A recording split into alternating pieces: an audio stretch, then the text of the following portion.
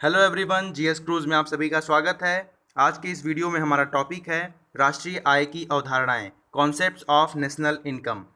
इसमें हम GDP, NDP, GNP, NNP, साथ ही साथ अन्य तथ्यों को भी जानेंगे, इसलिए वीडियो को अंत तक ज़रूर देखें।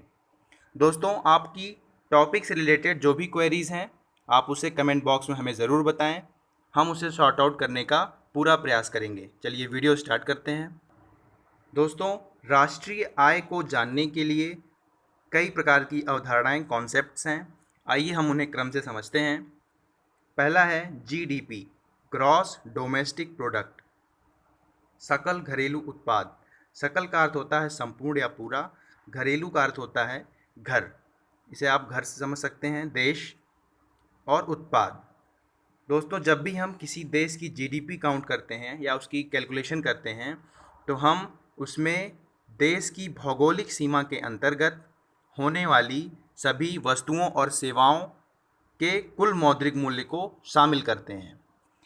दोस्तों, देश की भौगोलिक सीमा यहाँ पर इसलिए कहा गया है क्योंकि देश की भौगोलिक सीमा के अंतर्गत देश के नागरिक भी उत्पादन करते हैं।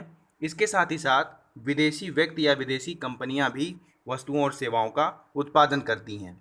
तो जब हम जीडीपी की गणना करते हैं तो हम देश के नागरिकों के द्वारा, साथ ही साथ विदेशी कंपनियों या व्यक्तियों के द्वारा जो भी वस्तु और सेवा का उत्पादन होता है उसके मौद्रिक मूल्य को जोड़ते हैं।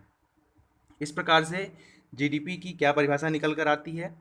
एक वित्तीय वर्ष भारतीय अर्थव्यवस्था के संदर्भ में मैंने आपको बताया था 1 अप्रैल से लेकर के 31 मार्च तक के समय को वित्तीय वर्ष कहते हैं। यह प्रत्येक वर्ष लागू होता है। एक वित्तीय वर्ष में देश की भौगोलिक सीमा के अंतर्गत उत्पादित वस्तुओं और सेवाओं का कुल मौद्रिक मूल्य जीडीपी कहलाता है। यहाँ पे आप ध्यान देंगे, इसमें देश के नागरिकों और विदेशियों के द्वारा जो भी उत्पादन होता है उसे सम्मिलित किया जाता है। अगला कॉन्सेप्ट ध्यान देते हैं, यह है एनडीपी, नेट डोमेस्टिक प्रोडक्ट। शुद्ध, नेट का अर्थ होता है शुद्ध, और इसे अर्थव्यवस्था के संदर्भ में देखते हैं तो नेट का अर्थ होता है निवल, निवल घरेलू उत्पाद। इसके अंतर्गत जब हम जीडीपी से ह्रास या घिसावट, इसे डेप्रिसिएशन कहते हैं, को हम निकाल देते हैं, जीडीपी से डेप्रिसिएशन को माइनस कर देते हैं, निकाल देते हैं, तो हमें एनडीपी, नेट डोमेस्टिक प्रोडक्ट प्राप्त हो जाता है। डेप्रिसिएशन का अर्थ होता है, इसे एक उदाहरण के माध्यम से समझ लेते हैं। दोस्तों, जब भी कोई बिजनेसमैन अपना बिजनेस स्टार्ट करता है तो अपनी कंपनी में जो भी एसेट्स यानी कि मशीनरी का उपयोग करता है, समय के साथ उस मशीनरी में अवमूल्यन होता है, जिसके कारण से उसकी वस्तु या सेवा का उत्पादन भी, उसकी गुणवत्ता में भी कमी आती है। तो इसी डेप्रिसिएशन को यदि हम जीडीपी से माइनस कर देते हैं तो हमें एनडीपी प्राप्त होता है। दोस्तों, इसी डिप्रिसिएशन के द्वारा बिजनेसमैन टैक्स में छूट भी पाते हैं। जैसे मानते हैं कि एक बिजनेसमैन है, वह 1 लाख की मशीनरी अपनी कंपनी में लगाता है और उस पर डिप्रिसिएशन 15% है। तो जब उसे टैक्स में छूट लेना होगा तो वह 1 लाख पर 15% का डिप्रिसिएशन छूट पाएगा। आई होप आप समझ गए होंगे। आगे बढ़ते हैं।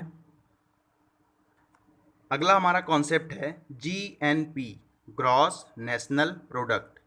ग्रॉस का अर्थ आप जानते ही हैं, सकल, पूरा, नेशनल राष्ट्रीय उत्पाद। सकल पूरा यानी कि भारत के लोगों के द्वारा देश के अंदर भी उत्पादन हो रहा है और देश के बाहर भी। इसमें हम जब जीएनपी की गणना करते हैं तो भारतीयों के द्वारा जो देश में उत्पादन हो रहा है वस्तुओं और सेवाओं का, साथ ही साथ भारतीयों के द्वारा विदेशों में जो उत्पादन हो रहा है उसे भी हम ऐड करते हैं। तो उसे हम जब निकालते हैं उसके कुल मौद्रिक मूल्य को तो उसे जीएनपी, ग्रॉस नेशनल प्रोडक्ट कहते हैं। आइए इसे फॉर्मूला के माध्यम से समझते हैं। दोस्तों, जीडीपी हमने पढ़ा। जीडीपी में एक और जहां हम देखते हैं कि देश की भौगोलिक सीमा के अंतर्गत भारतीय भी उत्पादन कर रहे हैं, साथ ही साथ फॉरेनर्स भी उत्पादन कर रहे हैं, और उनके द्वारा जो भी वस्तु और सेवा का उत्पादन होता है उसके कुल मौद्रिक मूल्य को हम जोड़ते हैं, कैलकुलेट करते हैं, तो हमारा जीडीपी निकलता है। लेकिन यहाँ देखना है कि जीएनपी में सिर्फ भारतीयों के द्वारा भारत में या भारत के बाहर जो भी वस्तु या सेवा का उत्पादन होता है उसके कुल मौद्रिक मूल्य को कैलकुलेट करते हैं। तो अगर हमें जीएनपी निकालना है और जीडीपी दिया हुआ है तो हम कैसे निकालेंगे? तो हमें सिर्फ भारतीयों पर ध्यान देना है, क्योंकि जीएनपी में राष्ट्रीय उत्पाद होता है, भारतीय के द्वारा जो भी वस्तु या सेवा का उत्पादन होता है। तो हम जीडीपी लेंगे, जीडीपी के में क्या हम जोड़ें या क्या घटाएं जिससे हमें जीएनपी प्राप्त हो। तो दोस्तों जीडीपी से हम अगर विदेश में भारतीयों की जो आय होती है उसे जोड़ लें, क्योंकि हम जब जीडीपी निकालते हैं तो सिर्फ देश की भौगोलिक सीमा के अंतर्गत होने वाले उत्पादों को ही रखते हैं।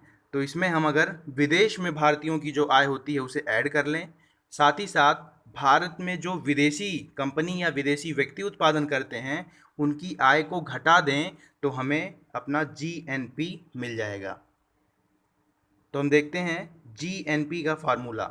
जीडीपी में हम विदेश में भारतीयों की आय जो हो रही है उसे जोड़ते हैं और भारत में विदेशियों की आय को घटाते हैं। अगर हम इसे शॉर्ट में लिखना चाहें तो विदेश में भारतीयों की आय को x मान लेते हैं और भारत में विदेशियों की आय को स्मॉल m मान लेते हैं। तो हमारा फॉर्मूला बनता है GNP equal to GDP plus x minus m। तो ये हमारा GNP निकालने का फॉर्मूला हो जाता है। कई बार एग्ज़ाम में ये फार्मूला डायरेक्ट पूछ लेता है, तो आप ध्यान देंगे। अगला हमारा टॉपिक है NNP। NNP का फुल फॉर्म है नेट नेशनल प्रोडक्ट। इसमें भी नेट का अर्थ शुद्ध यानी कि निवल राष्ट्रीय उत्पाद। दोस्तों इसे हम जीएनपी से निकालते हैं। जीएनपी में से हम जो डेप्रिसिएशन होता है उसे निकाल दें तो हमें एनएनपी प्राप्त हो जाता है। दोस्तों राष्ट्रीय आय की गणना के क्रम में जो सबसे प्योर, सबसे शुद्ध गणना होती है वह एनएनपी के द्वारा भी ही मानी जाती है। तो इसे कहते हैं एनएनपी एट फैक्टर कॉस्ट, साधन लागत पर शुद्ध राष्ट्रीय उत्पाद। यानी कि अगर हमें राष्ट्रीय आय की गणना करनी है तो हम इसी एनएनपी के माध्यम से ही करते हैं, इसे ही सबसे शुद्ध माना जाता है। चलिए आगे बढ़ते हैं। अब हम राष्ट्रीय आय से संबंधित कुछ महत्वपूर्ण तथ्यों को भी जान लेते हैं। जब हम राष्ट्रीय आय की गणना करते हैं तो हम देखते हैं कि हमारे देश में जो आय के प्रमुख स्रोत हैं वह दो प्रकार के हैं। एक है सार्वजनिक आय और दूसरा है निजी आय। पब्लिक सेक्टर से जो आय होती है वो सार्वजनिक आय और प्राइवेट सेक्टर से जो आय होती है उसे निजी आय कहते हैं। सार्वजनिक आय यानी कि जिन पर सरकार का नियंत्रण होता है, सरकारी क्षेत्र से होने वाले आय, जैसे कि रेलवेज़ हो गए, साथ ही परमाणु ऊर्जा से संबंधित माइनिंग्स हो गई, साथ ही परमाणु ऊर्जा पर आधारित जो इंडस्ट्री होती है वह भी। इसके साथ जो डायरेक्ट टैक्सेस होते हैं यानी कि जो रेवेन्यू मिलता है सरकार को, यह भी सरकार के आय के स्रोत हैं। तो इसे हम सार्वजनिक आय में सम्मिलित करते हैं। इसके साथ ही प्राइवेट कंपनियां जो भी उत्पादन करती हैं उससे जो आय मिलता है इससे भी देश को इनकम होती है, तो इसे भी हम इसी निजी आय में सम्मिलित करते हैं। अगला हमारा कॉन्सेप्ट है व्यय योग्य आय। इसे डिस्पोजेबल इनकम भी कहते हैं। इसमें कई प्रकार के क्वेश्चंस एग्ज़ाम में बनते हैं, तो एक बार हम इसे देख लेते हैं। व्यय योग्य आय सभी प्रत्यक्ष करों की अदायगी के पश्चात जो कुछ भी बचता है वही क्या होता है, व्यय योग्य आय होता है। इसे एक उदाहरण के माध्यम से समझेंगे तो ज़्यादा समझ में आएगा। चलिए मान लेते हैं एक व्यक्ति है, उसकी आय 3.5 लाख रुपए है। ठीक है। वर्तमान में जो देश में हमारे टैक्सेस स्लैब हैं उसे अगर आप ध्यान दिए होंगे तो 2.5 लाख से जो कम का इनकम होता है उस पर कोई भी टैक्स नहीं लगता है, निल है। लेकिन 2.5 लाख से 5 लाख पर 5% का टैक्स लगता है। ठीक है। अब हम देखते हैं इस व्यक्ति की आय 3.5 लाख रुपए है, यानी कि 2.5 लाख से अधिक है। कितना अधिक है? 1 लाख अधिक है, यानी कि इसके 1 लाख जो धन है इस पर इसे 5% टैक्स देना पड़ेगा, और ये डायरेक्ट टैक्स है। 1 लाख पर 5% का इसे टैक्स देना होगा। इस 5% की अदायगी के बाद उसके पास जो भी रकम बचेगी वही व्यय योग्य आय कहलाएगी। ठीक है, आई होप आपको समझ में आ गया होगा। एक बार मैं फिर से दोहरा देता हूँ।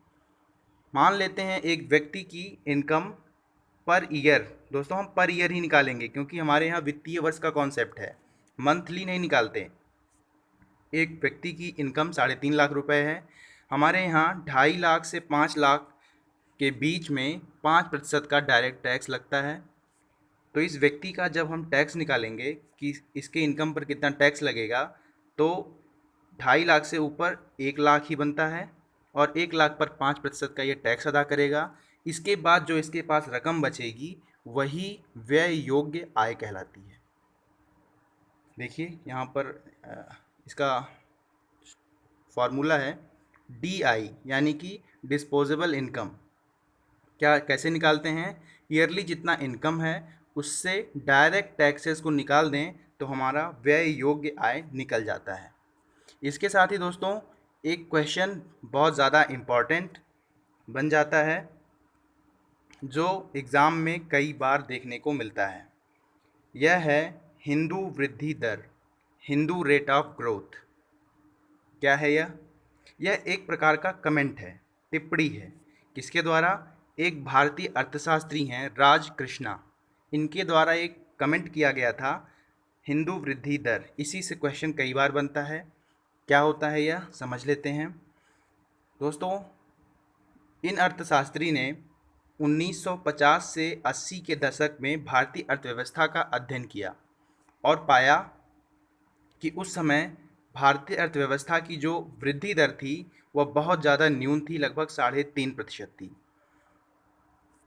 और इन्होंने पाया कि उस समय भारत में जो हिंदू जनसंख्या है उसकी भी वृद्धि दर कुछ 3.5% के लगभग ही है। इस कारण से इन्होंने उन दोनों को कंपैरिजन किया, और इस कारण से इस रेट को 3.5% जो रेट है इसे हिंदू वृद्धि दर कहा जाता है। इसी को कई बार एग्ज़ाम में पूछता है, यह राष्ट्रीय आय से संबंधित है, इस कारण से इस टॉपिक में मैंने इसे इंक्लूड किया। चलिए आज के वीडियो में बस इतना ही। आपको कोई भी क्वेरीज हो आप कमेंट बॉक्स में ज़रूर हमें बताएं, हम उसे शॉर्ट आउट करेंगे।